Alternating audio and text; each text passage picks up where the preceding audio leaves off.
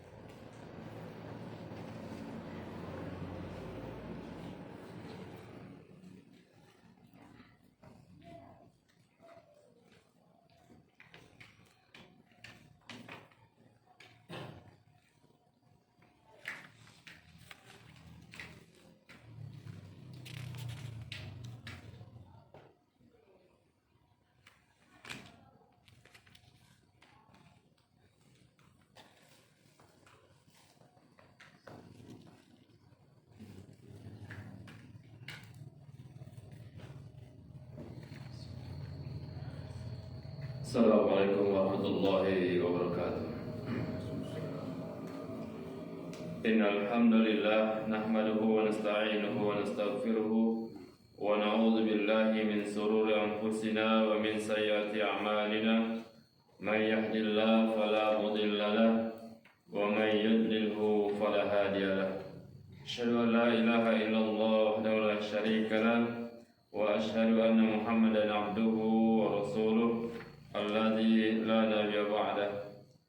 فقال الله تعالى في القرآن الكريم: أعوذ بالله السميع العليم من الشيطان الرجيم من همزه ونفخه ونفثه. يا أيها الذين آمنوا اتقوا الله حق تقاته ولا تموتن إلا وأنتم مسلمون. يا أيها الناس اتقوا ربكم الذي خلقكم من نفس واحدة وخلق منها زوجها وبث منهما رجالا كثيرا ونساء واتقوا الله الذي تساءلون به والأرحام إن الله كان عليكم رقيبا. يا أيها الذين آمنوا اتقوا الله وقولوا قولا سديدا يصلح لكم أعمالكم ويغفر لكم ذنوبكم ومن يطع الله ورسوله فقد فاز فوزا عظيما. وقال النبي صلى الله عليه وسلم: فإن أصدق الحديث كتاب الله وخير الهدي هدي محمد صلى الله عليه وسلم شر الأمور محدثاتها وكل محدثة بدعة وكل بدعة ضلالة وكل ضلالة في النار والعياذ بالله. وقال النبي صلى الله عليه وسلم أيضا: صلوا كما رأيتموني صلي. Bapak Ibu, para orang tua kami sekalian, rahimani wa rahimakumullah jami'an. Kita lanjutkan tentang sifat salat Nabi. Sekarang terkait tentang adab-adab menuju ke masjid dan ketika di masjid. Adab-adab menuju ke masjid dan ketika berada di masjid. Yang pertama, adab-adab menuju ke masjid adalah menutup aurat dan memakai pakaian yang terbaik. Ya. Menutup aurat dan memakai pakaian yang terbaik. Ada di antara sebagian manusia ini, ya, kadang-kala menuju ke masjid dengan membuka aurat, atau menuju ke masjid dengan memakai pakaian seadanya. Paham ya, seadanya? Seadanya artinya sekedar saja, begitu. Enggak. Kita ke masjid mau ngapain? Mau sholat kan? Mau sholat, mau beribadah, hubungan dengan Allah.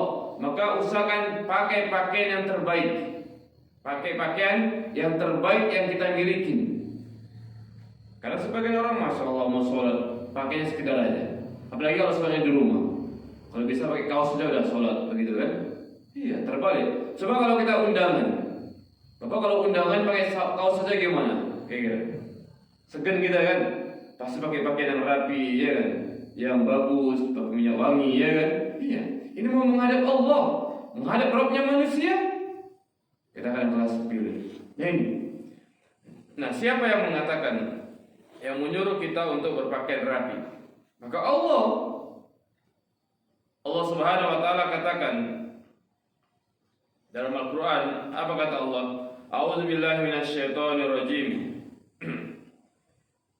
Dalam surat Al-A'raf ya, ayat 31. Dalam surat Al-A'raf ayat 31. Kata Allah, "Ya bani Adam."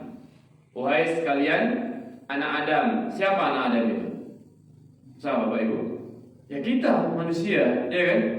Ya bani Adam. Wahai sekalian anak Adam, ya manusia kita. Khudhu zinatakum inda kulli masjid.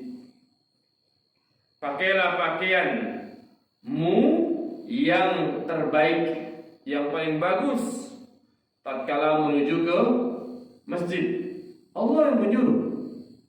Allah menyuruh manusia tatkala pergi ke masjid disuruh pakai pakaian yang terbagus. Pakai pakaian yang terbagus. Siapa menyuruh, Pak? Yang menciptakan antum yang menyuruh. Yang menciptakan kita, Al-Quran yang menyuruh. Maka bagi orang-orang yang beriman, sami'na wa ata'na. Iya. Ala saat kan bisa saat yang penting ada satu aurat. Enggak. Kata Allah, lihat. Ya, zinatakum inda kulli masjid. Kita disuruh pakai pakaian yang terbaik, yang terbagus. Ya, yang terbagus. Ini Allah yang menyuruh kita. Lihat. Kadang-kala Pak, kalau kita bos ada yang menyuruh atasan kita, mungkin siapa di antara kita yang memiliki bos atau yang memiliki atasan, ya kan? Tatkala atasan nyuruh gimana kira-kira? Besok pakai pakaian seragam warna putih. Kira-kira antum yang sebagai pegawainya pakai nggak itu? Pakai kan? Iya. Kalau misalnya semuanya ditetapkan hari Senin misalnya, pakai pakaian seragam warna putih. Antum pakai pakaian seragam bukan warna putih, warna yang lain. Jumpa sama atasan gimana kira-kira? Hah? Iya kan? Itu baru terkait dengan apa? Manusia dunia kan? Apalagi ini Allah. Baik, ini yang pertama. Kemudian yang kedua adalah memakai wangian atau aroma, menghindari aroma yang tidak sedap. Menghindari aroma yang tidak sedap. Tatkala ke masjid, maka hendaklah kita harus mengerti. Ya, hendaklah kita menghindari aroma-aroma yang tidak sedap. Kenapa? Karena di masjid kita akan bertemu dengan manusia, banyak manusia. Perhatikan. Kata Nabi SAW dalam hadis yang sahih yang diriwayatkan oleh Imam Bukhari, Imam Muslim. Apa kata Rasulullah? Man akala sauman au basalan falyatazilna au liyatazil masjidana wal yaqud fi baitihi. Kata Rasulullah apa? Man kala sauman au basalan.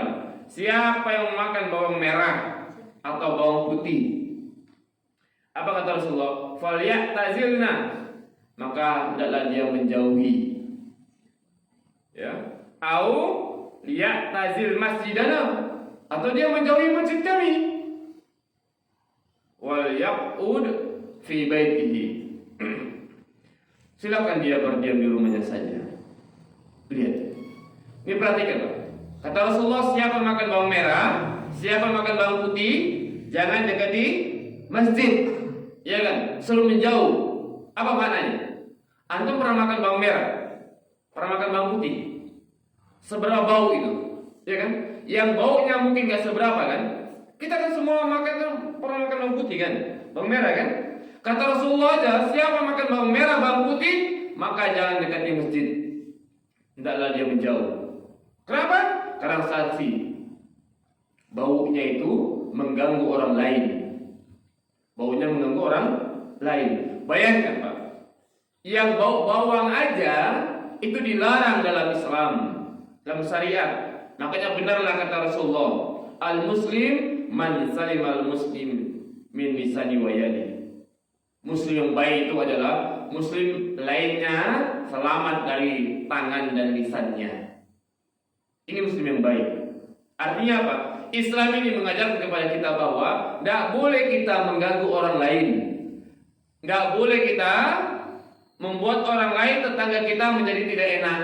Walaupun itu hanya sekedar makan bawang merah dan makan bawang putih. Bagaimana dengan yang lainnya? Bagaimana dengan teroris yang mengebom sana, mengebom sini, ya kan? Wa na'udzubillah, itu bukan syariat, bukan ajaran Islam, bukan.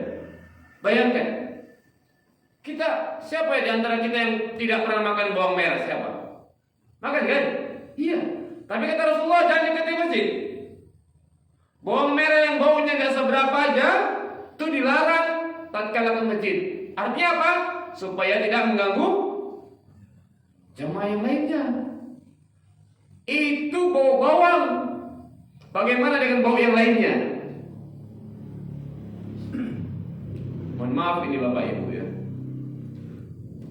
Kalau ada yang ahli hisab di sini ya. Coba bayangkan. Mana lebih bau makan bawang ketimbang baunya dukhon? Tahu dukhon? Bau rokok. Mana lebih bau? Ya kan? Ya antum jawab sendiri aja. Jawabnya dalam hati aja tidak apa-apa ya. Dalam hati aja. Bayangkan.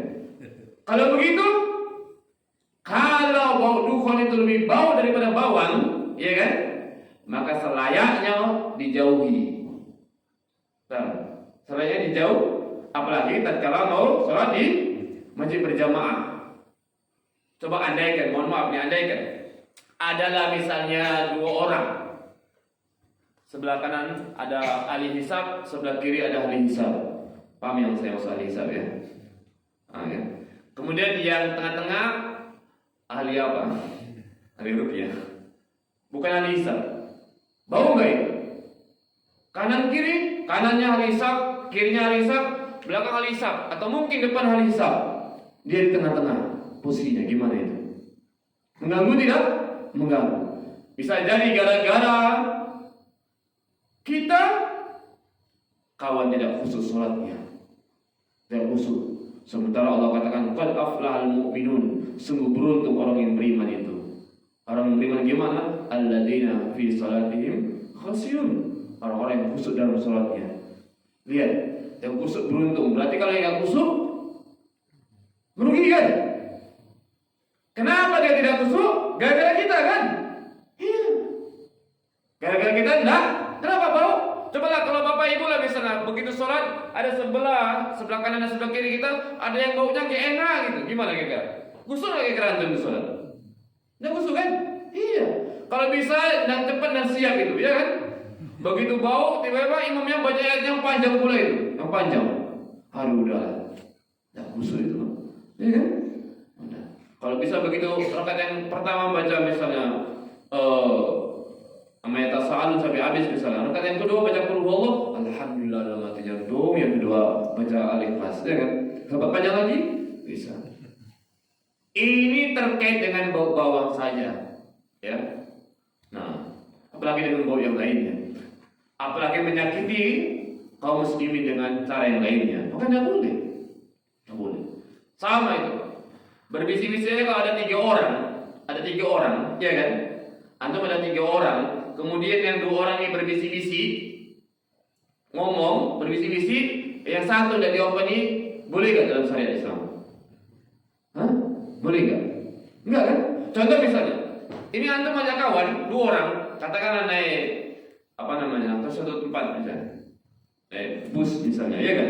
Kemudian ada sebelahnya cuma 3 orang di situ. Yang satu orang itu kita nggak kenal, kita sama kawan cerita. Yang satu kita biarkan aja dia. Itu aja nggak boleh dalam Islam. Kenapa? Khawatir dia yang diceritakan. Bayangkan, menyakiti hati aja seperti tidak boleh. Bagaimana dengan yang selain itu? Dengan bom, bunuh diri, ledakan sana, ledakan sini. Maka itu bukan dari syariat Islam, bukan. Kan? Paham kan? Iya. Bawang aja dilarang, apalagi itu. Nah, oleh karena itu Bapak orang tua kami sekalian, makanya hati-hati. Kemudian berjalan yang ketiga ini, berjalan dengan tenang dan tidak terburu-buru ketika ke masjid. Ada sebagian manusia ini tatkala ke masjid, apalagi dilihatnya begitu sampai di ujung, ini jemaah sudah mulai takbir atau sholat, lari-lari dia, ya kan? Ada nggak seperti itu? Lari masuk pintu cepat. Supaya apa? Supaya nggak ketinggalan dia, ya kan? Sekarang pertanyaannya, apa iya seperti itu? Apa iya Rasul mengajarkan seperti itu? Ya, kalau kita ke masjid, jangan kita jalan santai aja, santai. Kalau antum mau nggak ketinggalan, ya cepat datangnya. Gitu solusinya, ya kan? Cepat datangnya, nggak boleh lari. Karena kita lihat dan banyak di masyarakat begitu masuk lari-lari dia untuk mengejar berjamaahnya, sampai kadang-kadang terenggas-enggas napasnya. Iya, nggak boleh. Rasulullah SAW menyebutkan dalam hadis yang sahih yang diriwayatkan oleh Imam Bukhari, kata Rasulullah apa? Idza uqimatis shalah, apabila salat sudah ditegakkan. Apa maksud sudah ditegakkan, Pak? Sudah dilaksanakan. Fala taqtuha tas'aun. Kata Rasulullah, maka janganlah mendatanginya dengan tas'aun, dengan tergesa-gesa. Perhatikan. Ini Rasul yang mengatakan, idza uqimatis shalah. Kalau salat sudah ditegakkan, sudah mulai takbir, ya kan? Ada yang ketinggalan maksudnya. Kata Rasulullah apa? Fala taqtuha tas'aun. Jangan kamu tergesa-gesa mendatanginya. Ini lihat kalimatnya fala taqtuha. Ada harfun nahi di sana, di sini. Pernah dulu saya sampaikan. Harfun nahi ini apa artinya? Dalam kaidah usul ada yang mencatat al aslu fin nahi litahrim. Hukum asal dalam larangan itu dalam kaidah usul, Pak. Dalam kaidah usul fikih disebutkan asal hukum larangan itu tidak boleh ditahrim. Kalau bahasa apanya haram, kalau bahasa kitanya tidak boleh, bahasa lembutnya begitu. Iya. Berarti nggak boleh tergesa-gesa. Kalau tergesa-gesa sampai dia sholat, nggak kusuk dia. Sementara tadi sholat itu yang paling penting apa? Bagaimana mendapatkan khusyuan. Karena Allah mengatakan, qad aflahal mu'minun tadi, alladzina fi sholatihim khushu'un. Yang beruntung itu adalah orang yang khusyuk sholatnya. Berarti kalau ada orang yang sholat gak khusyuk, ya rugi dia, ya kan? Rugi. Makanya orang sholat itu kan Pak, ada yang dapat sempurna balasannya, ada yang dapat separuh, ada yang dapat sepertiga, seperempat. Gak sama itu orang sholat itu, ganjarannya gak sama. Walaupun sama-sama sholat, walaupun sama-sama siap, gak sama. Lihat mana yang lebih khusyuk dia. Ya. Baik. Ini kata Rasulullah. Waktuha tamshun. Kata Rasulullah, datangilah dengan berjalan tenang. Lihat. Datang aja dengan berjalan tenang. Alaikum sakinah. Hendaklah engkau senantiasa dengan tenang jalannya.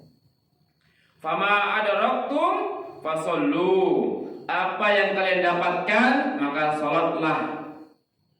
Apa maksudnya, Pak? Ya kalau kita ketinggalan sudah, kita masuk sampai sholat aja langsung. Sholat. Ya.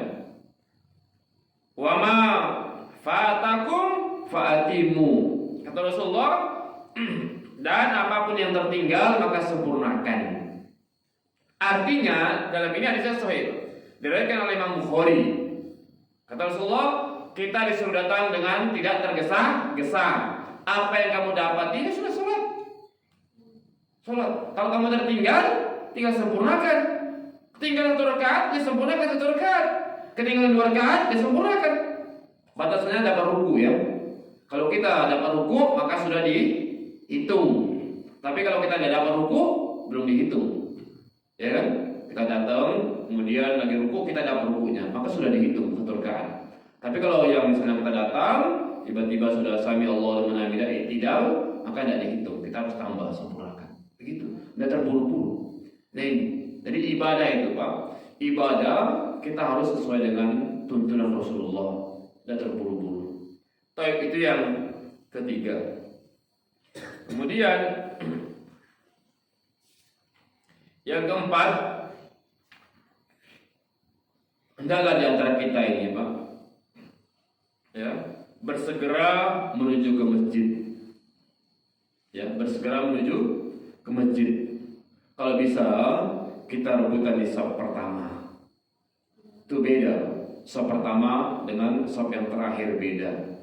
Kata Rasulullah SAW dalam hadis yang sahih yang diriwayatkan oleh Imam Bukhari. Apa kata Rasulullah? Lau ya'lamun nas, andaikan manusia itu mengetahui ma fi nida'i wa safil awal, besarnya balasan bagi orang yang azan dan besarnya balasan bagi orang yang berada di shaf awal pertama. Summa lam yajidu, kemudian dia tidak mendapatkan illa an yastahimu alaihi lastahamu, kecuali dia undian, maka dia akan lakukan undian tersebut. Beda kata Rasulullah. Ya. Walau ya'lamuna ma fitah jiri, ya, lastabaku ilaihi. Andaikan, kata Rasulullah SAW, ya, mereka mengetahui besarnya pahala menuju sholat, niscaya mereka akan berlomba-lomba, kata Rasulullah. Walau ya'lamuna ma fil atamati wa subhi la'atu latauhuma walau habwan. Dan andaikan mereka mengetahui besarnya pahala orang yang sholat isya dan sholat subuh, maka mereka akan mendatanginya walaupun dengan cara merangkak-rangkak. Iya. Ada berapa di sini Rasul sebutkan? Ada 4. Pertama, andaikan manusia itu mengetahui besarnya pahala azan. Andaikan manusia mengetahui besarnya orang yang sholat di saf pertama. Andaikan manusia itu mengetahui besarnya pahala menuju ke masjid. Dan andaikan manusia itu mengetahui besarnya pahala orang sholat isya dan sholat subuh di masjid, maka manusia akan berlomba-lomba, bahkan akan undian. Lihat. Coba sekarang saya tanya. Kalau antum misalnya datang ke warung, setiap langkahnya ada nggak balasan pahala? Hah? Nggak ada. Kalau antum datang ke kantor tempat kerjaan, ada nggak setiap langkahnya datang menggugurkan dosa? Nggak ada. Kalau antum datang ke kebun, ya, ada nggak mengangkat derajat? Nggak ada. Tapi ke masjid ada. Masjid ada. Apalagi dia azan, dia. Siapa yang azan, kemudian orang sekitarnya datang ke masjid, maka akan mendapatkan pahala dari orang yang datang tanpa mengurangi pahala itu. Makanya besarnya orang azan, Pak. Dan yang azan ini Pak, dakwah yang sempurna. Azan. Ya kan? Ketika dia manggil hayya 'ala shalah. Yuk, hayya 'ala shalah apa artinya, Pak? Kalau bahasa kita, yuk sholat yuk, begitu kan? Mari kita sholat. Tatkala dia menyeru, ayo kita sholat, ini kan dakwah kan? Panggilan kan? Kira-kira yang azan ini sholat enggak ini? Hah? Pasti sholat kan? Mana mungkin dia siap azan, lalu kemudian dia pulang. Kenapa pulang? Itu yang sholat udah 5 orang, alhamdulillah. Dapat saya ganjaran 5 pahala? Kan enggak kan? Enggak. Pasti dia sholat. Kalau ada orang yang menyuruh dia sedekah, belum tentu dia sedekah. Betul? Betul kan? Ada orang yang menyuruh naik haji, kan belum tentu dia naik haji kan? Betul? Ada yang menyuruh orang untuk sabar, kan belum tentu yang nyuruh itu bisa sabar dia. Benar kan? Tapi kalau yang ajan, manggil orang, setiap ajan, saya belum pernah ada tahu nama orang setiap ajan yang pulang gak sholat. Kayaknya gak ada. Makanya besarnya pahala orang yang ajan. Besarnya sholat pertama. Kenapa? Karena dia menjadi contoh yang terakhir. Iya kan? Lihat, menuju sholat tadi ke masjid. Jangan malas-malas. Kadang kalau kita Masya Allah ya kan, ada undangan, gak enak lah. Kenapa? Tetangga datang juga. Yang undang siapa? Kawan, gak enak segan sama kawan, datang juga undangan. Iya kan? Undangan Pak? Iya gak enak. Kenapa? Atasan yang undang. Gitu kan? Kemudian apa lagi? Ada undangan. Kenapa? Saudara. Gak enak lah. Ya kan? Menimaklah nampak muka. Begitu kan? Udah lain dia. Kenapa undangan Pak? Gak enak lah. Kenapa? Karyawan saya itu. Iya kan? Kadang-kadang undangan manusia lebih didahulukan ketimbang seruan Allah. Iya kan? Allah yang memanggil, yang menyuruh untuk sholat ke masjid, enggak manusia. Hayya 'alas shalah, mari sholat. Kan Allah yang menyuruh kan? Allah yang menyuruh untuk sholat. Allah yang menyuruh laki-laki untuk sholat ke masjid. Aqimus shalah wa atuz zakah warka'u ma'ar-raki'in. Dirikan sholat, bayar zakat, dan rukulah kalian bersama orang-orang ruku. Ini firman Allah. Di mana orang-orang ruku? Di masjid. Berarti itu siapa yang nyuruh tadi? Allah kan? Yang nyuruh Allah, yang manggil kan Allah kan? Yang ngajak kan? Kadang-kadang kita enggak malas. Padahal yang berikan rezeki kita, kesehatan siapa? Allah. Andai kan Allah butahkan mata kita, gimana tuh? Ya kan? Andai kan butahkan. Tapi kalau orang lain yang udah undangan, Masya Allah. Kan pernah gitu kan? Tapi kita segen kita. Kenapa? Kawan dekat itu. Nah gitu kan? Pada manusia. Mana lebih baik manusia daripada Allah? Allah memberikan segalanya. Nah ini Pak. Maka semangat kita dalam menuju ke masjid. Itu yang keempat. Kemudian yang kelima, ayyuhal ikhwah rahimani rahimakumullah.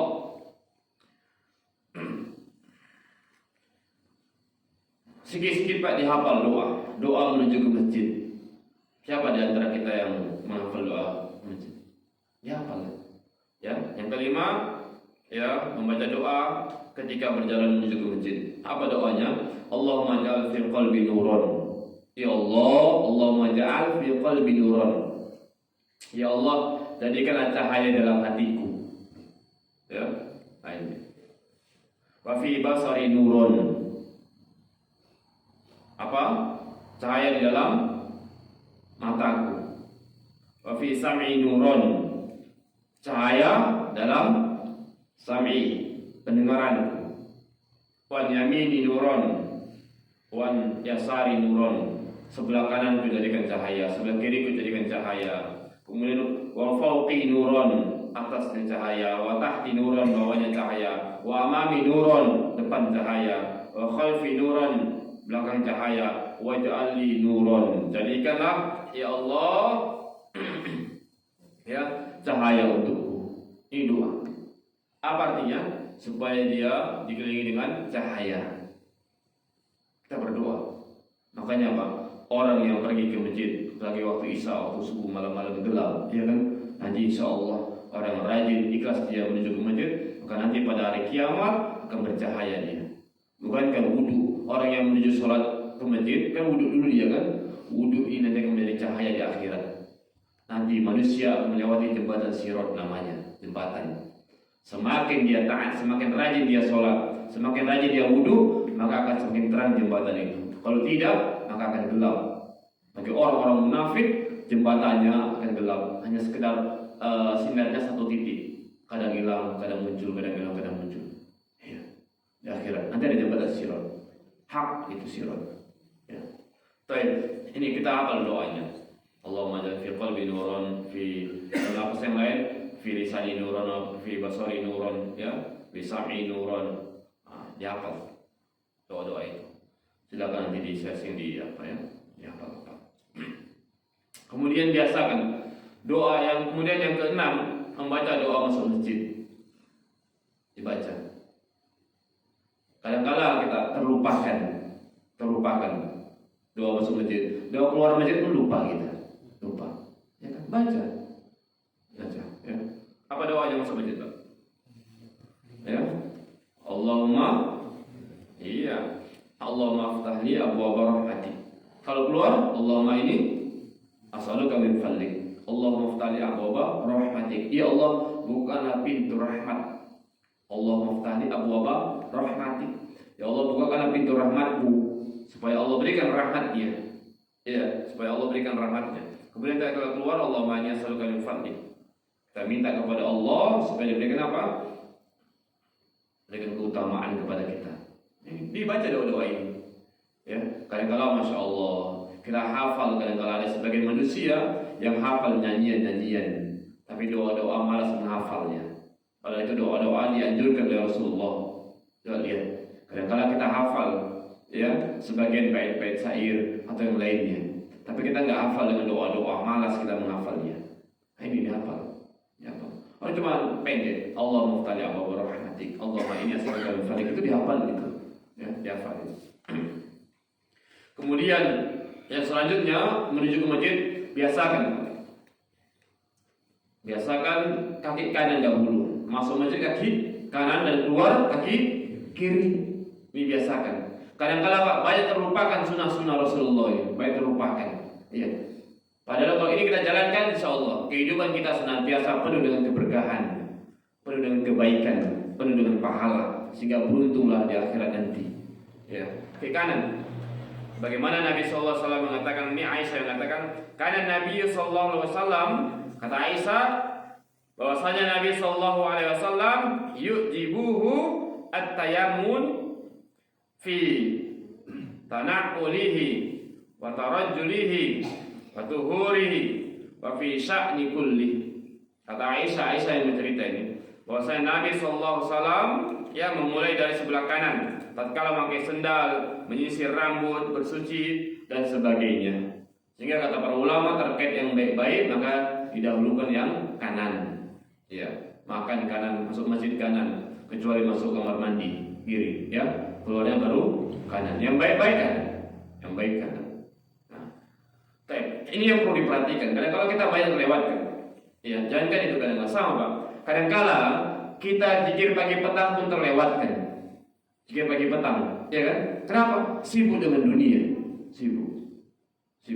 Masya Allah. Berapalah sunnah-sunnah Rasulullah yang terlewatkan semuanya.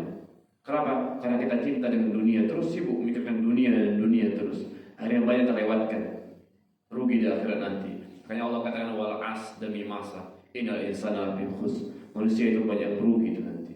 Kenapa terlewatkan? Kita anggap sepilih, jangan sepilih. Bayangkan. Ya. Walaupun sekedar membaca doa, Allahumma inni as'aluka min fadlik, walaupun sekedar masuk ke kanan, lihat. Tatkala Rasul yang melakukan seperti itu kita ikutin, dapat pahalanya. Dapat. Masuk ke masjid kaki kanan. Kenapa antum masuk ke masjid kaki kanan? Karena Rasulullah masuk ke masjid kaki kanan. Misalnya. Iya kan? Mulai yang baik sebelah kanan. Ya kita ikuti Rasulullah, ittiba. Ini tanda cinta. Tanda cinta seorang kepada orang lain itu mengikuti apa yang dia lakukan. Cinta. Makanya kata Allah Subhanahu wa taala, "Qul in kuntum tuhibbunallaha fattabi'uni." Siapa yang mengaku cinta kepada Allah, maka adalah seorang itu mengikuti Rasulullah. Fattabi'uni, ikuti aku yakni Rasulullah. Yuhibbukumullah, maka Allah akan mencintainya. Wa yaghfir lakum dzunubakum, Allah akan ampuni dosa-dosanya. Wallahu ghafurur rahim, sungguh Allah Maha Pengampun. Lihat, siapa mengikuti Rasulullah dalam berbagai aspek ini ya, dalam berbagai aspek baik itu sholat dan semisalnya atau yang lainnya, maka Allah akan cinta padanya. Kemudian Allah akan ampuni dosanya. Bayangkan, ngapain sepilih? Iya. Baik, ini yang 7. Kemudian yang berikutnya, hendaklah dia sholat tahiyatul masjid. Kalau masuk itu Pak, sholat tahiyatul masjid. Ini bentuk penghormatan Masjid ini adalah rumah Allah. Caranya menghormatinya gimana? Dengan sholat 2 rakaat. Kalau bapak ibu masuk masjid, maka begitu masuk yang pertama itu masuk, ya kan? Jangan langsung duduk, tapi sholat 2 rakaat. Kata Rasulullah Sallallahu Alaihi Wasallam sabda dalam hadis yang sahih dari Imam Bukhari, Imam Muslim, "Idza dakhala ahadukumul masjidah," apabila salah seorang dari kalian masuk ke dalam masjid, falyarka rak'ataini qabla an yajlisa, maka hendaklah dia sholat 2 rakaat sebelum duduk. Ya. Kalau kita masuk masjid, ngapain? Sholat 2 rakaat.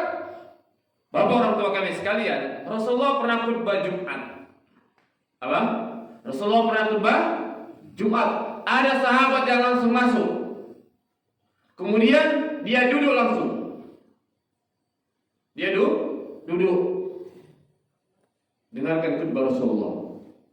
Ada yang salah dengan sahabat itu? Salah apa dah salah dia? Masuk ya kan? Rasulullah sedang khutbah, ya dia duduk dengarkan, ya kan? Ditanya oleh Rasulullah, apakah kamu sudah sholat? Belum. Qum. Sholat. Bangkit sholat. Bayangkan. Ini sedang Jumat. Walaupun antum masuk ke masjid, walaupun khatib sedang khutbah, tetap disuruh dianjurkan untuk sholat 2 rakaat. Apalagi bukan selain hari Jumat. Sholat 2 rakaat. Ini bentuk penghormatan. Kata Rasulullah begitu.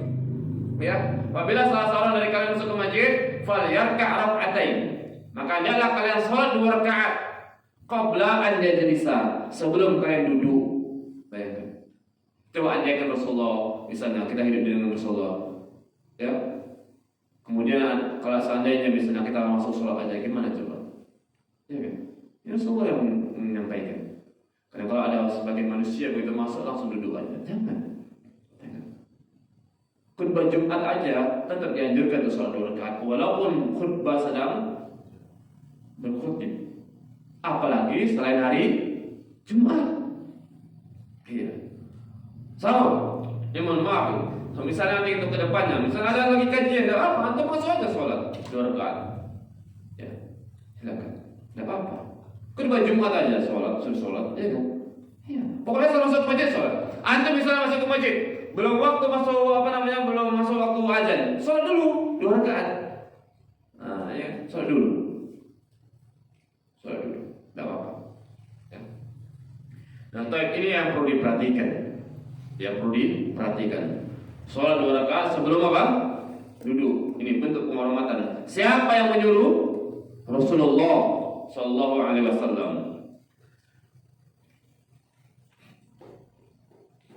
Kemudian boleh merebahkan diri atau tidur di dalam masjid, boleh. Dalilnya hadis Rasulullah, ya,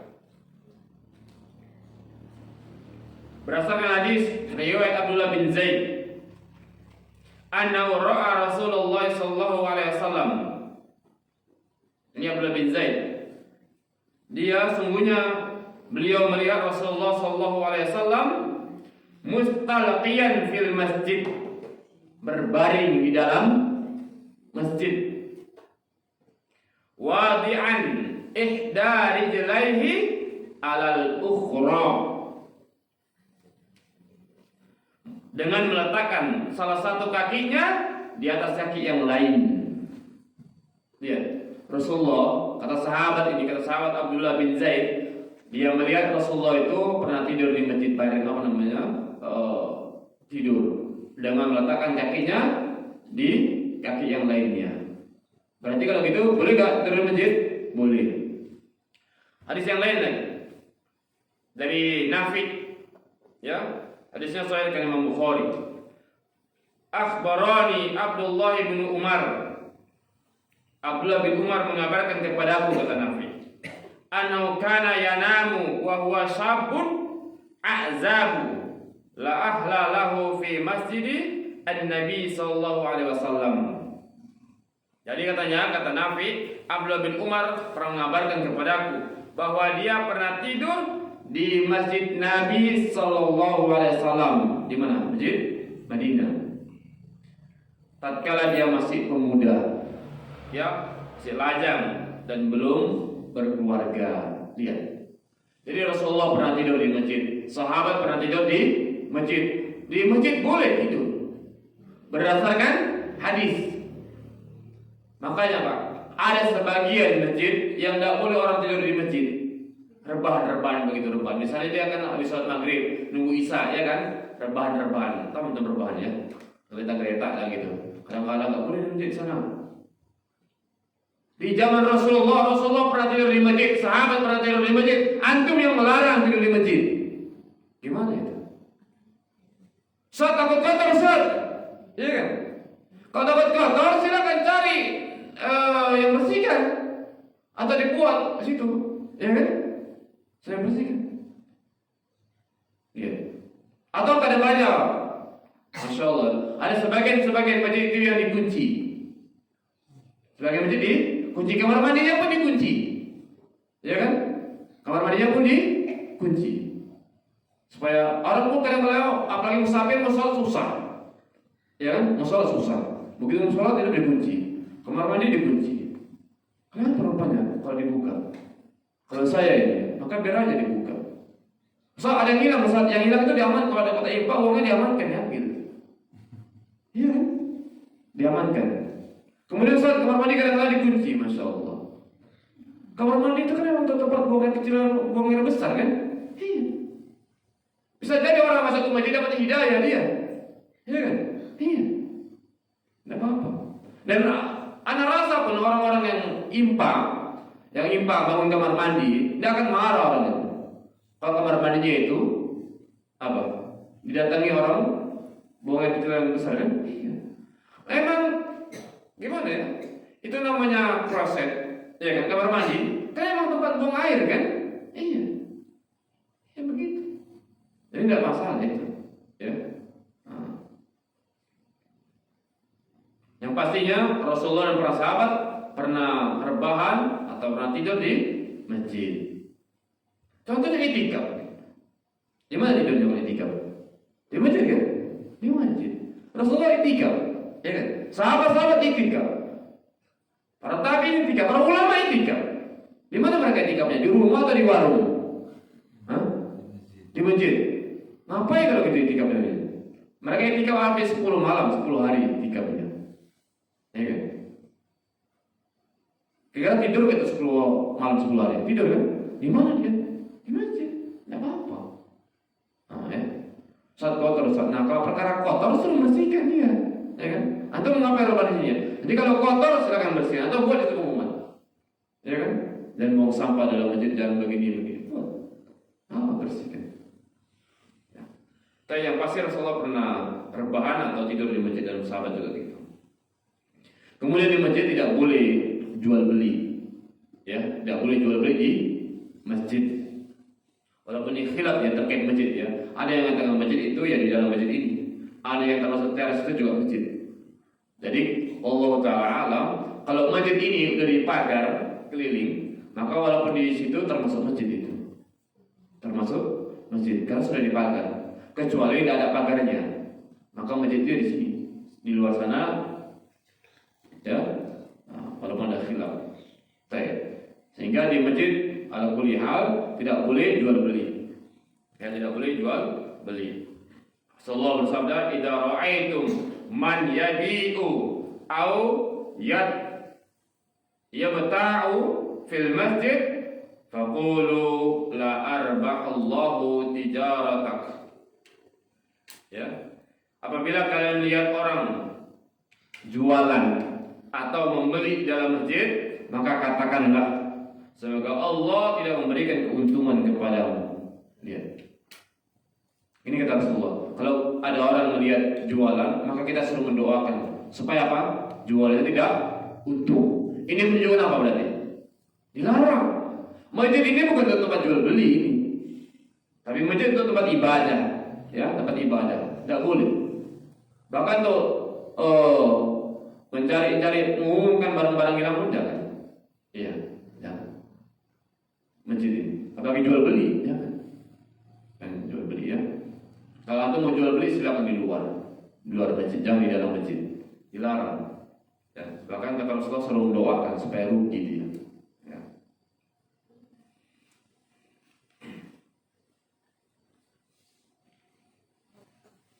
Ayat. Wa idza ra'aitum man yanshuhu fihi dhalla faqulu la raddallahu 'alaika. Apabila kalian melihat orang mengumumkan sesuatu yang hilang, lihat. Apabila kalian lihat seorang mengumumkan sesuatu yang hilang di dalam masjid, maksudnya, maka katakanlah semoga Allah tidak mengembalikan kepadamu. Tidak boleh Pak barang-barang hilang diumumkan di masjid, tidak boleh. Ya. Ustaz, sana kenapa? Iya, dompet saya ketinggalan di masjid. Tahu ya? Iya Pak, ada dapat udah umumkan di luar sana. Jangan di masjid. Ya, umumkan di luar. Jangan di masjid. Mengumumkan barang-barang hilang di masjid tidak boleh, jualan di masjid tidak boleh. Siapa yang melarang? Rasulullah. Karena masjid tempat ibadah, bukan tempat hal yang seperti itu. Baik.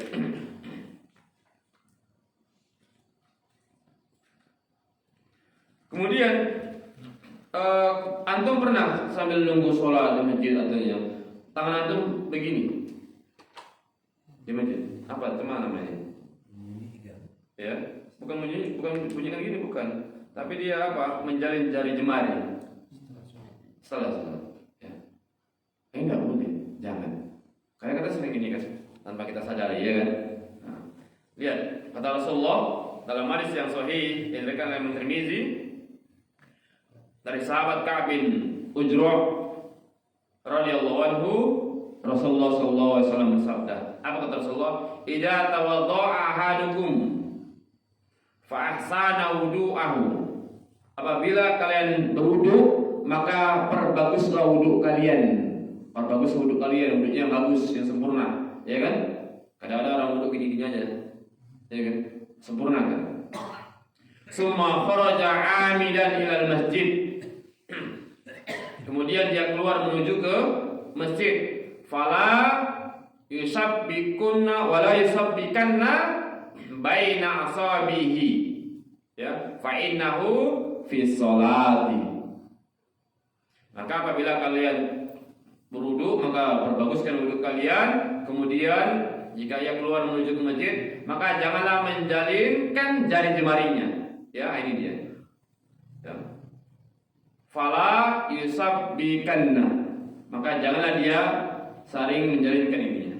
Baina asabi, di antara jari-jarinya. Fa innahu fi shalah, ya karena sejatinya dia dalam sholat. Jadi kalian yang sini kemudian dia keluar menuju masjid, maka janganlah menjalinkan jari jemari.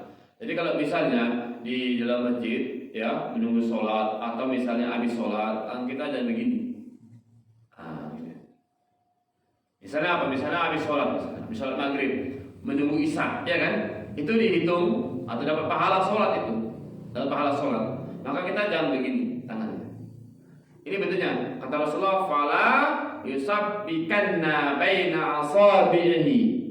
Maka janganlah kalian silang apa namanya? Ginikan tangan kalian, jari jemari kalian. Apa namanya? Ya apa kan ini? Ya, jangan dijalinkan, jangan diginikan. Karena banyak ada kita lihat sebagian orang diginikan, jangan. Atau siap sholat, ya kan? Sholat. Akhirnya dia pun ngantuk tidur, jangan. Paham ini Bapak Ibu ya? Kemudian di masjid boleh cerita-cerita tentang terkait dengan dunia, terkait dengan ingin boleh, tidak masalah. Ya.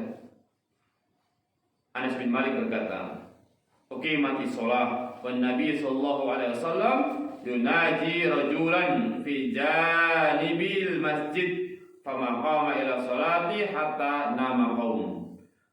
Setelah sholat telah didirikan, namun Nabi masih berbicara dengan seseorang dengan suara pelan di sebuah sudut masjid.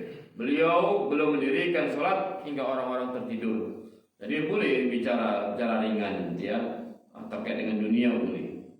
Terkait dengan dunia, tanya gimana Pak kerjaan tadi pagi, gimana kerjaan antum, gimana hasil panennya, itu boleh, tidak apa-apa, ya, tidak masalah.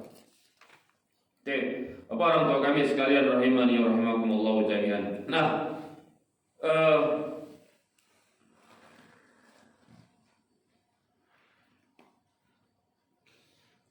Ini saja mungkin yang bisa kita sampaikan untuk sementara, ya.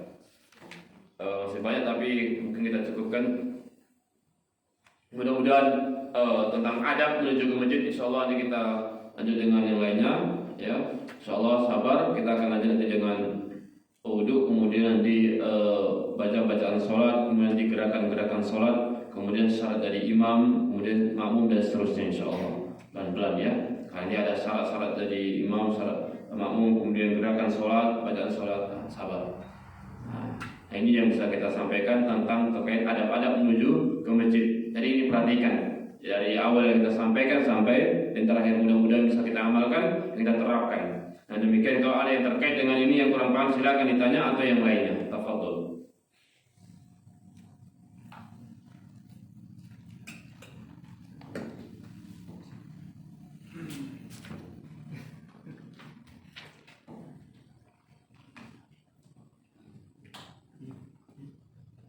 Ustaz, Nah, Assalamualaikum Ustaz. Waalaikumsalam. Saya ingin bertanya masalah hukum ketika surah azan. Boleh nggak orang berbicara tapi tidak menyebut nama Allah? Gimana maksudnya? Cerita dunia tapi nggak menyebut nama surah azan. Suruh sebentar sedang aja ya. Apa hukumnya Ustaz? Baik. Bapak orang tua kami sekalian, kalau ada yang sedang ajan di berkumandang, kemudian ada orang berbicara, ya kan? Maka selayaknya tatkala ajan itu maka kita ikuti apa yang dibaca ajan. Idza sami'tum nida, kata Rasulullah. Apabila kalian mendengarkan ajan, falyaqulu kama yaqul, maka ucapkanlah sebagaimana yang diucapkan oleh muadzin, kecuali hayya 'alas shalah dan hayya 'alal falah. Jadi selayaknya tatkala kita dengar ajan Allahu akbar, maka kita ucapkan juga Allahu akbar, Allahu akbar. Asyhadu an la ilaha illallah, kita ucapkan juga asyhadu an la ilaha illallah, dan seterusnya. Kecuali hayya 'alas shalah dan hayya 'alal falah. Tatkala hayya 'alas shalah, maka apa yang kita ucapkan? La haula wala quwata illa billah. Itu yang diajarkan Rasulullah. Karena ada Pak sebagian orang, tatkala mengucapkan hayya 'alas shalah, dia jawab insyaallah. Ada Pak, saya dengar itu. Rasul menyuruh kita tatkala ucapkan hayya 'alas shalah, kita disuruh mengucapkan la haula wala quwata illa billah. Ada sebagian manusia tatkala hayya 'alas shalah, dia tafsirkan dengan sendiri. Oh, ayo salat, dijawab insyaallah. Iya, saya dengar itu langsung. Saya dengar. Ya masya Allah. Ya, lihat. Nah itulah. Jadi tetap kesimpulannya gimana? Maka adab yang terbaik itu, kata Rasulullah, apabila kalian mendengar ajan, ya sami itu nida, apabila kalian mendengar ajan, maka ucapkanlah sebagaimana yang diucapkan oleh muadzin. Itu dia. Ya, ucapkan. Dan kalau bisa tatkala ajan itu tidak usah kita bicara kalau memang nggak penting. Ya, nggak penting. Ya, kecuali ada sesuatu yang penting, dan itu tetap dijawab seruan ajan. Tetap dijawab seruan ajan. Tapi kecuali antum berada di dalam apa? Di dalam kamar mandi. Jangan ya. Nah, sama seperti dalam kamar mandi. Rasulullah tatkala di dalam kamar mandi, assalamualaikum warahmatullahi wabarakatuh. Rasulullah diam. Ya kan? Diam. Tunggu keluar baru dijawab. Sama. Ya. Begitu juga antum misalnya ajan, tiba-tiba kata Ustaz, Rasulullah mengatakan idza sami'tum nida, apabila kalian mendengar ajan, maka ucapkanlah sebagaimana diucapkan oleh muadzin. Antum kamar mandi, lagi ajan di kamar mandi, kan nggak mungkin ditahan kan? Nggak tahan kamar mandi. Asyhadu anna Muhammadar Rasulullah, antum asyhadu anna Muhammadar Rasulullah. Atau misalnya asyhadu an la ilaha illallah, antum sambil di kamar mandi asyhadu an la ilaha illallah. Nggak boleh. Nggak boleh ya. Nggak boleh. Karena ini bentuk memuliakan. Itu kalimat-kalimat yang baik. Maka itu maksudnya di masjid kita dengar ataupun di rumah bagi ibu-ibu misalnya. Silakan. Ya, silakan. Ustaz, bagaimana Ustaz? Kalau anda kan di kampung kita ini kan masjid sekarang udah pakai mukabir saut ya, pengeras suara, ya kan? Udah banyak. Sini dengar Allahu Akbar, Allahu Akbar. Di sana baru mulai juga Allahu Akbar, Allahu Akbar. Ada tiga masjid. Allahu Akbar, Allahu Akbar. Apa tiga-tiga kita jawab? Gimana itu? Paham nggak pertanyaannya? Di kampung tiga masjid, tiga-tiga itu kalau aja dengarnya suaranya dengar sama kita semua dengar, ya kan? Dengar. Namanya branding, ya kan? Dengar. Gimana? Jawab semua. Asyhadu an la ilaha illallah. Sini, sana pun nggak lama, asyhadu alla ilaha illallah. Sekarang pun lama, asyhadu alla ilaha illallah. Jawab semua. Gimana? Jawab semua atau satu aja? Yang wajibnya satu aja. Ya.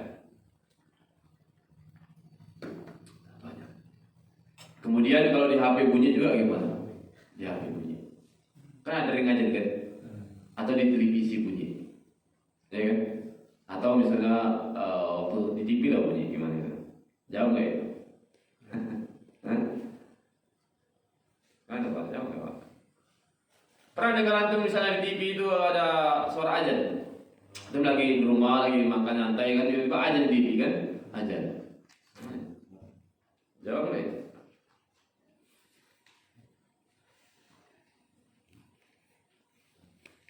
Nah, Bapak orang tua kami sekalian, kalau dia modelnya live langsung maka dijawab. Live langsung jawab. Tapi kalau dia bukan live maka tidak. Ya, maka tidak dijawab. Kemudian terkait dengan azan yang di HP juga, kalau bisa HP nggak usah pakai nada dringing azan ya. Kenapa kita khawatir kalau HP dibawa ke kamar mandi bunyi pula di azannya kan? Nada dringing itu pula asyhadu alla ilaha illallah, kalau gitu asyhadu alla ilaha mati HP-nya. Ya kan? Nah, kurang baik ya. Maka jangan. Ya simpulnya kalau dia live akan dijawab, ya, jawab. Nah, barakallahu fiik. Yang lain. Nah, adakah hadis tauhid yang ketika setelah melakukan sholat fardu lalu berdoa dengan mengangkat tangan? baik. Tatkala siap sholat fardu, adakah dalil yang jelas bahwasanya Rasul dan para sahabat berdoa mengangkat tangan? Habis sholat fardu Pak, itu dianjurkan untuk zikir. Untuk zikir. Belum kita jumpai siap sholat fardu kemudian dia berdoa, apalagi yang angkat tangan. Ya, tidak ada keterangan seperti itu. Yang ada zikir. Siap sholat baca istighfar, astagfirullah, astagfirullah, astagfirullah, Allahumma antas salam, minka salam, tabarak, dan wirid-wirid yang lainnya, atau zikir-zikir yang lainnya. Ya, itu yang ada. Nanti insyaallah kita sampai nanti. Nanti ada zikir-zikir pada sholat sampai insyaallah. Ya, ini kita masih mukadimah ini apa namanya? Menuju masjid. Nanti insyaallah sudah masuk ke masjid. Ya, nanti insyaallah sampai situ. Tapi kesimpulannya, orang tua kami sekalian, siap sholat itu kita disuruh zikir. Amalan yang paling baik ba'da sholat adalah zikir. Apa? Zikir. Zikir itu kan banyak itu. Astagfirullah, astagfirullah, astagfirullah. 3 kali kan. Allahumma antas salam, minka salam, tabarak ya dzal jalali wal ikram, ya kan? Allahumma la mani'ani ma ataita. Terusnya. Sampai zikir subhanallah, 3 alhamdulillah, 3 Allahu akbar, 3 tutup la ilaha illallah, dan seterusnya. Ya kan? Kalau kemudian habis maghrib atau habis subuh, tambahkan kamu tambah la ilaha illallah wa la syarika lah, lahul mulku walhamdulillahi wa mitu wa ala kulli syai'in qadir 10 kali. Kemudian baca ayat kursi, baca 3 kul, ya kan? Iya. Dan banyak zikir-zikirnya itu. Sebab itu silakan sholat sunat. Sholat sunat kalau antum mau doa silakan doa. Ya. Sehingga lebih amannya doa ya, pada sholat sunat. Ya. Pada sholat wajib itu dianjurkan zikir. Banyak zikirnya di situ ada. Ya. Nanti insyaallah kita masukin. Ada mikir Allah a'lam. Ibunya boleh langsung atau boleh tulis? Nah, Assalamualaikum warahmatullahi wabarakatuh. Terkait masalah sholat sunat, Nah, kan ada yang mengatakan bahwasanya sholat sunat itu bisa di dalam satu sholat sama-sama sholat sunat ya kan? Misalnya contohnya tahiyat masjid dengan qabliyah itu bisa digandeng. Itu sampai berapa sholat yang bisa digandeng dalam satu waktu itu? Apakah hanya 2 aja atau bisa contohnya sholat wudu, tahiyatul masjid sama qabliyah bisa digandeng? iya. Yang dia satu korelasi bisa digandeng. Sama. Antum mau sholat wudu, sholat tahiyatul masjid bisa digandeng. Bisa. Tidak apa-apa. Ya. Dalilnya apa? Dalilnya keumuman hadis. Innamal a'malu binniyat wa innamal likulli imri'in ma nawa. Lihat. Hadisnya itu akan teruskan. Faman kana hijratuhu lid dunya. Ya. Siapa yang niatnya karena dunia, atau perdagangan atau wanita, maka dia akan mendapatkan dia. Siapa yang niatnya karena dunia, karena wanita, atau karena dagang, maka dia akan dapatkan. Ada berapa di sini ini? Banyak kan? Banyak. Dapat dia kan? Dapat. Kalau dia karena Allah dan Rasulnya, dapat enggak? Dapat juga. Maka boleh digandeng. Ya, boleh digandeng. Jadi satu sholat bisa niatnya dua bisa. Ya. Sama seperti gini Pak. Bukan jangankan sholat, puasa juga gitu. Puasa. Ya, puasa Senin, puasa Kamis misalnya ya kan. Pas puasa hari Senin, misalnya pas ketepatan puasa Ayyamul Bid, ya kan? Niatkan puasa Senin, kemudian puasa Ayyamul Bid, maka dapat dia dua. Dapat dua. Sama itu Pak. Antum kalau pergi ke masjid, kalau niatnya untuk yang banyak, antum dapat pahala yang banyak.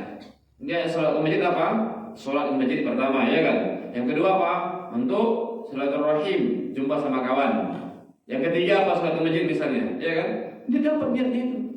Dapat niatnya. Ya. Niatnya sholat, kemudian silaturahim, kemudian pengajian, dapat niatnya 3. Ya, boleh digabung. Boleh digabung. Itu untuk yang sama levelnya. Tapi yang boleh digabung ini yang sama levelnya ya. Yang sama-sama sunnah. Sama-sama sunnah. Ya. Tidak bisa pula yang wajib digabung sama sunnah, tidak bisa. Tidak bisa ya. Baik. Demikian Allah a'lam.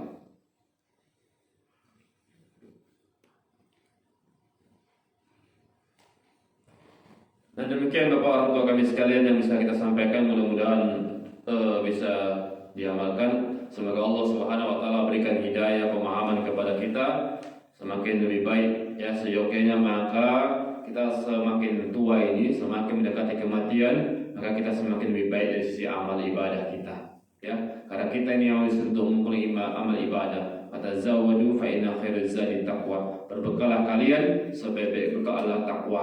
Di antaranya apa? Takwa itu ya salat. Ya, di antaranya salat. Ya, di antaranya salat. Semangat kita dalam melaksanakan ini. Apalagi tadi terkait dengan adab-adab menuju ke masjid, maka itu amalkan. Yang bagi rumahnya dekat, maka silakan kalau bisa jalan kaki ya. Jalan kaki. Kemudian langkahnya pun agak pendek-pendek supaya banyak pahalanya, derajatnya naik, kemudian diampuni dosanya. Ya. Kecuali rumah yang jauh barulah naik kendaraan. Usahakan rebutan coba saf pertama. Ada orang-orang yang susah pertama payah, ya kan? Payah. Padahal kata Rasulullah, "Lo ya'lamun nas." Andaikan manusia tahu itu, maafinda wasafil awal, besarnya pahala orang yang azan dan saf pertama, dia akan rebutan. Ya, dia kan suruh saf pertama, malah dia nyuruh orang. Jangan, ya semangat kita.